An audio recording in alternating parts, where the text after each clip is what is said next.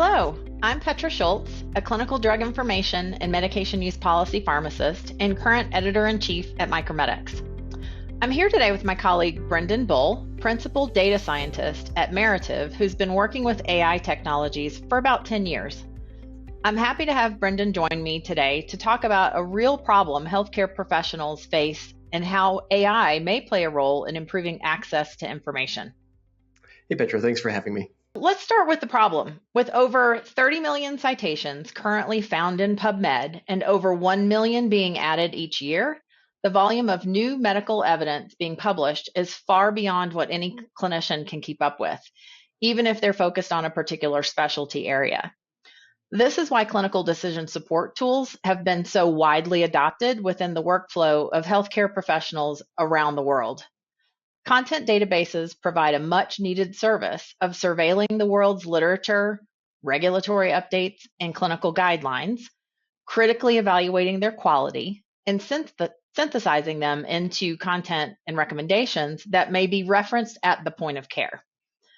But as those repositories of clinical content have grown over the decades, finding just that right piece of information needed for a specific question has become more challenging for users who are often short on time. So why AI? Brendan, the concept of AI systems delivering insights from large amounts of data and information certainly isn't new, but can you help us understand why now may be the right time to bring AI into clinical decision support tools?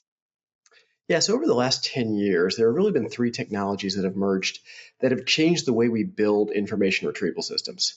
So they are passage encoders, vector databases, and large language models. So I'll spare you the details of all of them, but I will give you kind of an overview of the primary function that each one serves.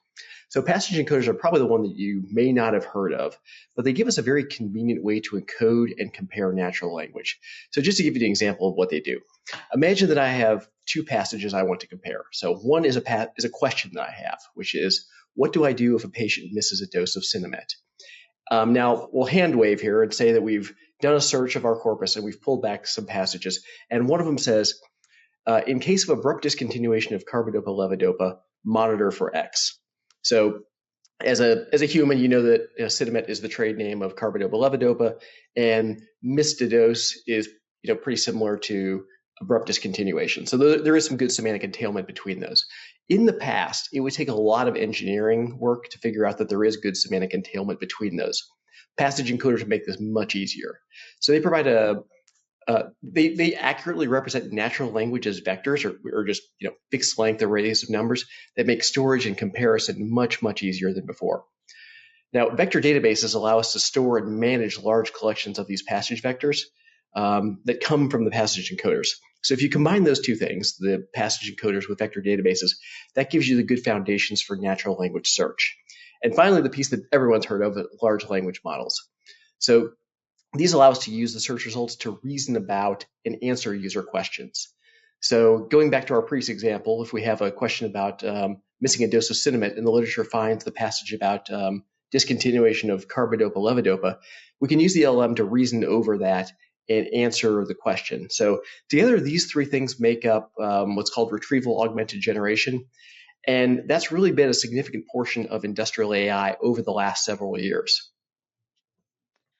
That's really helpful. Thanks, Brendan, for explaining some of those technical terms and how they've advanced information retrieval recently. So I think it makes sense then that pairing AI systems with large content repositories might further unlock vast amounts of clinical evidence in a way that better supports a clinician's workflow. I will admit, I've been a bit of an AI skeptic, both personally as well as professionally. As a clinician, I have some concerns about some of these publicly available general use AI systems finding their way into practice settings where they may impact patient care decisions. They have great potential, I think, but it's really important for clinicians to consider some of the risks that may come with this type of use. So first, I see a risk around potentially missing important pieces of information that are a part of that full body of evidence on any given topic. Are these systems trained to identify and can they access all of that relevant evidence related to a clinical query? Or is it possible they could miss some critical information that's, for instance, only available behind paywalls or, via subscription? Second, I think there's a risk that flawed evidence or misleading findings could be incorporated into a synthesized response. Since we all know the internet includes a great deal of information that's not peer reviewed or vetted by any type of expert. And some of these general systems don't necessarily provide the source references that would allow an end user to fully validate and evaluate the quality and the credibility of the sources used.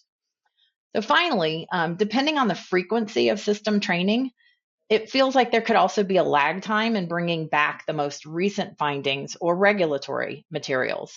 In a clinical setting, this could mean missing important safety or efficacy data that play a role in fully evaluating the benefits and risks of a particular treatment approach. And I'll jump in here and add one note about training and fine tuning. That can only really do so much to improve like the factual underpinnings of a large language model. Like new LLMs are great if they provide better general purpose language and understanding capabilities, but as a practitioner, by far the biggest lever we have to pull to improve a system's performance is the context we feed it. So this includes like the source literature and the prompts we have to reason over a question. So that's far more important than even what it's really been trained on. Understood. So, Brendan, I've heard you talk about purpose-built systems. Can you talk a little bit about those versus a more general purpose system? Sure. So the technologies we've mentioned so far, so passage encoders, vector databases, large language models, they're building blocks, but that's all they are. A good industrial system isn't going to just emerge because you throw these tools at a corpus of clinical documents. A good system has to be purposefully built. So one of the first questions we always ask is, who are we building this for? And a lot of narrow industrial systems don't target a general audience. So in our case, in the clinical space, healthcare professionals are our audience. So they don't need a system that's going to answer any question posed to it. So history, geography, trivia, whatever. When you're targeting a limited audience in a limited domain, your focus is pretty narrow and there's a small set of questions that you need to be good at. So a focus system is going to have benchmarks that target the kinds of questions that matter to its users. And a focus system will employ tactics to do well on those questions. A focus system should always outperform a general purpose system in its area of expertise. And this is a trend you see where a lot of companies are applying generative AI to very narrow industrial domains. Yeah, and I've also noticed a growing body of evidence evaluating some of those general purpose systems for surfacing information across the web for use in clinical scenarios.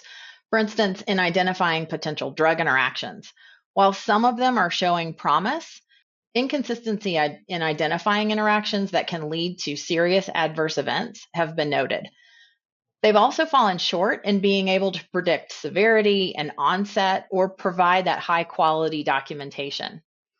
These findings really, for me, highlight the importance of not only a strong corpus of curated evidence to query, but the shortcomings of systems that are not built specifically for use by clinicians that are making patient care decisions. So for me, I think of it as applying AI in the right way to a corpus of expertly curated content. You would expect to see a reduced risk of making decisions based on incomplete or flawed information that could have serious implications for patient outcomes. For me, it really all comes down to patient safety. So, Brendan, can we talk a little bit about how we ensure the safety of an AI system? Are there any core principles that you think should drive this? Yeah, and first, even before we get into principles, a more general statement about how to actually go about building these is that this is not principally a data science endeavor. So obviously, data scientists matter for building AI systems, but I can't build a safe clinical AI without significant input from medical professionals. I'm not a clinician. I can't get in their headspace. I don't know what questions matter to them. So there needs to be significant contribution from medical professionals first and foremost. And so that's something that as an organization, you need to understand as you go into it. That said, I think there are some principles for safe AI in the clinical domain. So first one's transparency. So a simple example of what transparency in a system would be is as follows. So it's fairly common to get questions with ambiguous acronyms or incomplete follow-on questions. And I think in this case, it's important for the system to tell the user how it's interpreted a question so that the user knows from the start if the AI is even answering the right question. The next thing is actually kind of tied to transparency, but I think it's important enough in a clinical space that I'll give it its own principle, and that's evidence centricity. So everyone probably knows that large language models are great for synthesizing text, but in clinical decision support, the primary thing we should be surfacing to a clinician is direct evidence from the literature. So in my mind, direct citations of literature must be a core part of any answer provided by a safe AI system. Yeah, as a drug information pharmacist, both of those concepts really resonate with me. I will always want to be able to verify that a system understood my true informational need. And I also want to explicitly see what evidence was used to generate a response. I think those build trust in a user. Yeah. So the next one isn't really unique to clinical AI per se, but it's robust validation.